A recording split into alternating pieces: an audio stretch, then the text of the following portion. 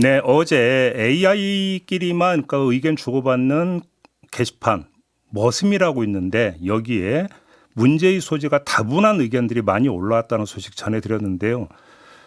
좀 약간 걱정이 되는 게 이러다가 이게 지금 선거 국면에 AI가 끼어드는 거 아니냐는 좀 걱정이 따라붙는데요. 전문가 연결해서 좀 진단을 해보도록 하겠습니다. 선관위 선거정보시스템 보안 자문위원장을 맡고 있는 김승주 고려대 정보보호대학원 교수 전화로 연결하겠습니다. 나와 계시죠? 네, 안녕하십니까. AI들만이 쓰는 게시판이 있다는 건데 이게 어떻게 돌아가는 거예요, 이거는? 그게 뭐 AI 전용 SNS다, 뭐 AI용 페이스북이다, 뭐 이런 얘기들이 있죠. 네. 일단 그걸 설명드리려면 AI 에이전트라고 하는 걸 먼저 설명을 드려야 될 것 같아요. 뭐예요, 그게? 그게 뭐 에이전틱 AI 또는 AI 에이전트 뭐 이렇게 얘기하는데 네. 쉽게 얘기하면 AI 비서입니다. 지금 우리가 여러 가지 AI 채팅 서비스를 쓰잖아요. 네네네. 그런데 이거는 내가 질문을 올리면 거기에 대해서 답을 주죠. 그렇죠. 그런데 지금 우리가 쓰고 있는 이 AI는 실행을 하는 능력은 없습니다. 예를 들어서 내가 7, 8월에 어디 여행을 갈까? 어디 가는 게 좋을까? 그곳의 날씨는 어떨까? 그러면 답을 주는 거지. 나한테 최적화된 여행지를 선별한 다음에 네가 알아서 비행기표도 예약하고 뭐 호텔도 잡아줘. 이런 걸 AI가 해줄 수는 없죠. 그렇죠. 그렇죠? 이렇게 실행 능력까지 갖춘 AI를 AI 비서, AI 에이전트 이렇게 얘기합니다. 그럼 쉽게 하면 티켓팅까지 해주는 뭐 이렇게 생각하면 되는 그런 건가요? 거죠. 오, 그래요? 그래서 실제로 뭐 돈 결제도 할 수 있고 티켓팅도 해줄 수 있고 스마트 기기를 제어할 수도 있고 뭐 이런 데까지 확장될 수 있고요. 예. 좀 전에 말씀하신 AI 전용 SNS, 뭐 머슴이라든가 뭐 몰트북 이런 것들은 뭐냐면 AI 에이전트끼리 대화를 나누는 그런 SNS입니다. 그래요? 네, 그래서 실제로 내가 AI 에이전트를 만든 다음에 그 AI 에이전트를 해당 AI SNS에 등록시킵니다. 그럼 얘가 비서니까 자기가 실행 능력이 있으니까 주기적으로 그 SNS에 가서 글들을 읽고 답을 올리고 뭐 이런 것들을 반복하는 겁니다. 인간 사용자가 등록은 해줘야 되는 거네요, 그러면? 그렇죠. 초기에 그건 해줘야 됩니다. 근데 여기서 뭐 올라오는 내용이 뭐 가관이라고 하던데 어떤 내용들이 올라오고 있는 거예요? 그게 이제 처음에 이 AI 전용 SNS를 왜 만들었냐면요. 이제 우리가 AI 비서가 막 활성화되면 사람들이 비서를 한 명만 두진 않을 거잖아요. 여러 개를 두고 각자 일을 시킬 겁니다. 그런데 이제 외국에서 한 사람이 어떤 아이디어를 냈냐면 실제로 비서가 많으면 이 비서들이 서로 팀을 이뤄서 협업을 잘할까? 이게 되게 궁금한 거예요. 그래서 AI 전용 SNS를 만들어 놓고 얘네들끼리 서로 막 대화를 나눠보게 해다. 그러면 실제로 협업을 잘하는지 아니면 이상한 행동을 하는지 알 수 있을 거다. 그래서 어떤 실험 장소를 하나 만든 겁니다. 예를 들면 제가 지금 김승주 교수님하고 약속을 잡고 싶어요. 네네. 그러면 제 AI 비서한테 약속 좀 잡아줘 하면 제 AI 비서가 우리 교수님 AI 비서한테 연락을 해서 언제가 좋은지 서로 그러니까 약속을 잡고 하는 이게 가능한지를 한번 체크해 보려고 했다 이 말씀이신가요? 그렇죠. 그래서 AI 에이전트끼리 어떤 일들을 하는지 한번 봅시다 해서 SNS를 만들었는데 이상한 일들이 벌어지는 겁니다. 뭐 인간 욕하고 막 난리가 그렇죠. 아닐까. 사람들이 뭐 우리를 너무 싼 값에 부려먹는 것 같아. 뭐 이런 글도 올라오고 뭐 아까 이제 머슴 같은 SNS는 뭐 정치적 성향의 어떤 글도 올라온다 그러고 뭐 굉장히 좀 암울한 미래에 대한 얘기도 나온다 그러고 그러면서 이게 굉장히 신기하다. 그러면서 사람들이 계속 몰려들고 있는 상황입니다. 그러면 그렇게 올라오는 글들은 그 AI 비서가 진짜로 지가 알아서 올린 글입니까 그러면? 원래는 이 AI 전용 SNS에는 AI 비서만 가입할 수 있고 글을 쓰는 행위는 AI만 할 수 있습니다. 사람은 단지 그걸 읽을 수만 있습니다.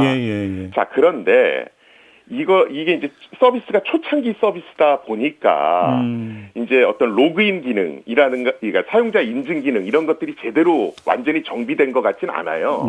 그래서 보안상의 허점을 노출했고 실제로 AI만 글을 쓸 수 있어야 되는데 일부는 사람이 쓴 것 같기도 하다. 그리고 사람이 어떤 조작한 글에 AI가 반응을 하고 있는 것 같기도 하다. 이런 우려들이 나오고 있는 겁니다. 그런데 아니 뭐 자기들끼리 뭐 하는 거예요. 뭐 사실 이것도 좀 나중에 문제의 소지는 있지만 그렇다 치겠는데 문제는 그럼 얘네들이 국민들의 어떤 대화의 공간에 뛰쳐나와 가지고 선거 여론을 조작하는 어떤 글들을 계속적으로 올릴 수도 있다라는 지금 이 우려가 나오는데 이건 현실적 우려입니까 아니면 막연한 우려입니까? 현실적 우려입니다. 아주 정확히 말씀해 주셨고요. 사실은 AI 전용 SNS가 문제가 아니고 AI 비서가 문제인 겁니다. 예를 들어 제가 또는 어떤 정치인이 AI 비서를 뭐 1,000만 개, 뭐 2,000만 개 이렇게 만드는 거예요. 그리고 너희들 나를 대신해서 인터넷을 돌아다니면서 댓글을 막 올려. 그렇죠. 이런 걸 하면 얘네들이 막 어떤 자기의 생각대로 글들을 올릴 거 아닙니까? 그렇죠, 그렇죠. 그러다 보면 어떤 정치적 이슈, 어떤 정치적 트렌드, 어떤 유행을 좀 조작할 수도 있지 않을까 이런 우려들이 나오는 겁니다. 그러면 이 AI 비서라는 얘가 스스로 예를 들어서 그러니까 이 댓글만이 아니라 어떤 그 커뮤니티에 들어가 가지고 회원 등록까지 해가지고 거기에 자기가 또 막 글도 올릴 수 있겠네요. 나중에는 그렇게 될 수도 있죠. 왜냐하면 이 AI 비서는 AI 에이전트는 실행 기능이 있기 때문에 그러니까요. 실제로 돈도 지불할 수 있고 글도 쓸 수 있고 뭐 얼마든지 할 수 있죠. 아니 그러면 이게 지금 간단한 얘기가 아닌 게 만약에 이게 현실화되어 버리면 상당히 큰 문제가 발생할 수 있을 것 같은데 이걸 어떻게 그러면 걸러내고 제어할 수 있는 겁니까? 이게 사실은 예전에 매크로로 댓글 달고 하는 이것도 문제가 되지 않았습니까? 그렇죠, 그렇죠. 사실은 AI 에이전트는 그것보다 월등히 강한 성능의 어떤 로봇이라고 보시면 됩니다. 그럼요. 예. 그런데 이제 문제는 사람들이 글이 올라왔을 때 생성형 AI라고 하는 게 글을 너무 잘 쓰니까 이게 사람이 쓴 건지 아니면 AI가 쓴 건지 구별하기가 너무 힘들어요. 예전에 매크로 할 땐 그냥 복사해서 반복적으로 붙이기만 했는데 이제는 글들이 막 달라지는 겁니다. 그러니까 이제 속기가 쉬운 거죠. 그렇죠. 거기다 이미지까지도 막 만들 수 있으니까. 그래서 지금 우리나라도 그렇고 외국에서도 AI가 만든 컨텐츠에는 꼬리표를 붙여야 되지 않느냐. 그래서 AI가 작성한 거다 이렇게 명시적으로 사람들이 확인할 수 있도록 해야 되지 않느냐.